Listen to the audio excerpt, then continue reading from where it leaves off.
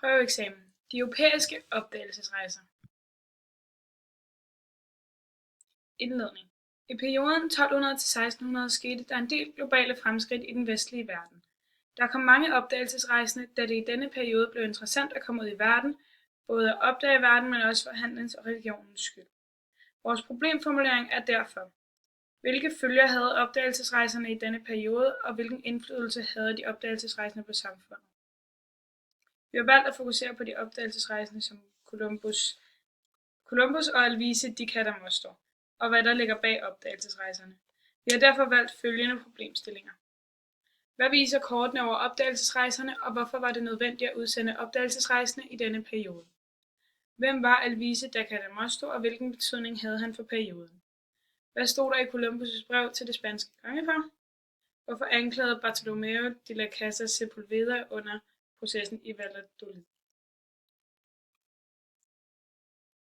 Hvad viser kortene over opdagelsesrejserne, og hvorfor var det nødvendigt at udsende opdagelsesrejsende i denne periode?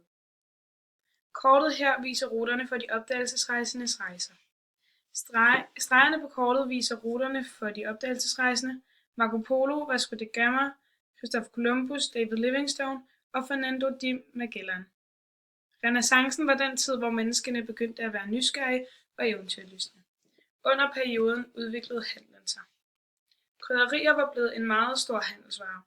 Araberne havde dog monopol på disse varer og krævede meget høje priser for varerne. På grund af arabernes monopol på varerne fik europæerne større interesse i at komme til Indien. Og en anden grund til stigningen af eventyrlystne søfarere var den øgede interesse i verdensbilledet. Da mennesket begyndte at vige lidt væk fra kristendommens verdensbillede. Menneskene begyndte at tænke mere naturvidenskabeligt og ønskede at få beviser på, hvordan verden så ud. Ptolemæus havde i det andet århundrede tegnet et kort over verdensbilledet, men kortet var blevet glemt helt indtil år 1400, hvor det igen blev fundet frem og studeret. Da kortet kom frem igen i renæssancen, påvirkede det mange opdagelsesrejsende til at sejle ud og finde ud af, hvordan jorden var skruet sammen, og om der fandtes land andre steder. Kortet med de opdagelsesrejsende ruter er vores primære kilde, da vi ikke kender til andre kort, men det er dog en andenhåndsberetning, eftersom informationerne fra kortet kommer fra andre kilder, og vi ikke kan vide med sikkerhed, om ruterne har været præcis som på kortet. Hvem var Alvise da Cadamosto, og hvilken betydning havde han for perioden? Alvise da Cadamosto var en italiensk købmand, søkaptajn og opdagelsesrejsende. Han drog på opdagelsesekspeditioner til Afrikas vestkyst og Atlanterhavet på Henrik Søfarens ordre. På hans første ekspedition besøgte han Madeira og de Kanariske øer. På hans anden ekspedition, som foregik i 1456, kom han til Kap Verde og blev den første europæer til at ankomme der. Og det officielle portugisiske materiale om Afrikaudforskningen blev holdt hemmeligt og gik til grunden, før det blev offentliggjort. Men Alvise de Cadamosto skrev en beretning om området. I beretningen skrev han om europæernes møde med afrikanerne og om opbygningen af den portugisiske slavehandel. Og denne beretning betragtes som en af de første europæiske rejseberetninger, hvilket gav folk et indblik i, hvad der skete under rejserne, da det var nyt for denne periode. Vores kilde er en sekundær kilde og en andenhåndsberetning, da vi ikke har Alvise de Cadamostos beretning, og vi ved derfor kun, hvad der er skrevet i vores kilde, men vi har ikke selv set beretningen. Og hvad stod der i Columbus' brev til det spanske kongepar? Christopher Columbus skrev et brev til det spanske kongepar den 15. februar 1493. Dette brev er en beretning, da Christopher Columbus vil belyse hans rejse over for kongeparret.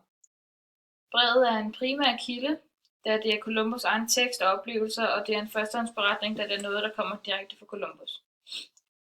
Brevet er et form for resumé af hans rejse, hvor han blandt andet har stødt på indianere og guld. Columbus beder om mere støtte til hans rejse, som er baggrunden for det, der ved hjælp af rejserne kan give kongeparret guld, krydderier, bomuld, harpiks, aloe og slaver i massevis, og han mener, at han kan finde flere værdifulde ting ud i verden. Columbus mener, at rejsen har været en succes, da en sådan rejse er blevet omtalt som umulig, og landene var omtalt som fabler og ikke som virkelighed. Columbus kritiserer også det spanske kongepar i det, han skriver. Dog kunne jeg have udrettet langt mere, så frem skibene havde tjent mig, som jeg med rette kunne have forventet. Altså han er utilfreds med hans ressourcer. Han slutter brevet af med at fortælle om det gode ved udbredelsen af kristendommen, som sker ved hjælp af at omvende de andre folkeslag. Columbus skriver igen et brev den 4. marts til det spanske kongepar. Her skriver han, at de er i Lissabon, da de røg ind i et uvejr, hvilket gjorde rejsen længere, end det den oprigtigt skulle have været taget. Det er Columbus' hensigt at få støtte fra det spanske kongepar og overbevise dem om, at han kan gøre dem rigere, hvis han får støtte til flere rejser. Han beskriver det spanske kongepar med positive adjektiver som f.eks. berømmelige. Dette kan selvfølgelig være, fordi brevet er skrevet i renæssancen, og måske omtalt med konge og dronning sådan, men her nu vil man bare sige, at han fedtede for dem. Columbus' brev fortæller, at opdagelsesrejser er fremstået, og at en periode med flere rejser er nært forestående. Ikke kun for ham, men også for andre opdagelsesrejsende, og at udbredelsen af kristendommen er startet. Hvorfor anklagede Bartolomé de las Casas Sepúlveda under processen i Valladolid? Da spanierne koloniserede og erobrede amerikanerne, medførte det til en debat vedrørende omvendelsen af indianerne til kristne. Denne debat fandt sted i 1500-tallet, hvor to mænd havde modsatte synspunkter om koloniseringen af Amerika. Bartolomé de las Casas mente, at indianerne var frie mænd, og at de fortjente den samme behandling som andre. Modsat ham mente Juan Gines de Sepúlveda, at for at udrydde forbrydelser, som krænker natur, bør indianerne straffes og reducere dem til slaveri eller trældom, som var i overensstemmelse med den katolske teolog og naturlig lov. Kilden den er primært, da det er den eneste kilde, som vi kender til.